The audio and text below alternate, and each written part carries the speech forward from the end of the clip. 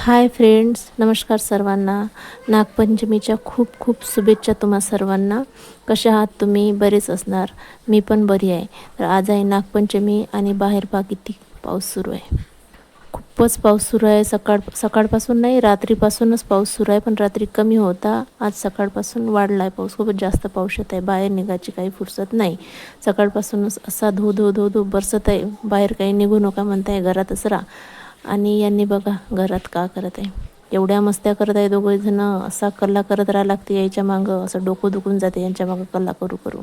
निर्वेद तर एवढा इचक आहे, सगळ्या घरभर पसारा करून ठेवतं. इकडे फेकपाक तिकडे फेकपाक, एक वस्तू जाग्यावर ठिकाणी ठेवत नाही. हे बा बेडवर. आणि वेदूली म्हणलं मग चाल मग आपण पूजा करून घेऊ. वेदू म्हणलं तर वेदू म्हणे नाही म्हणे, मी नाही येत, आम्ही खेळत आहो म्हणे, मी काही येत नाही म्हणे पूजा करायला. तर ठीक आहे बा म्हणलं.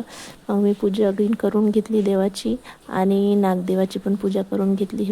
हे बा अशी साधीसुधी नागदेवाची पूजा करते मी. तुम्ही तुमच्याकडे नागदेवाची पूजा नागपंचमीला कशी करता हे मला कमेंटमध्ये नक्की सांगा. तर आणि अशी लाहे फुटाणे पण ठेवले मी आणि साईडला दूध ठेवलं. आणि अशा हे बघा दुधाच्या बोटाने असे नाक काढून घेते मी. भिंतीवर दिसत नसेल कारण की दूध खूप पातळ होतं.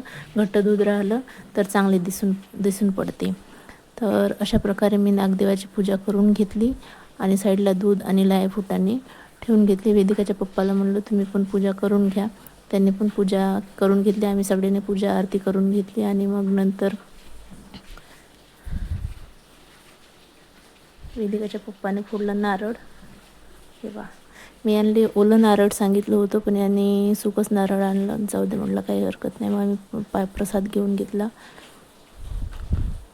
बाहेर पाऊस असल्यानं बाहेर काही प्रसाद नेला नाही, दिला नाही कोणाला. आम्ही घरातच जास्तीत जास्त घेऊन घेतला.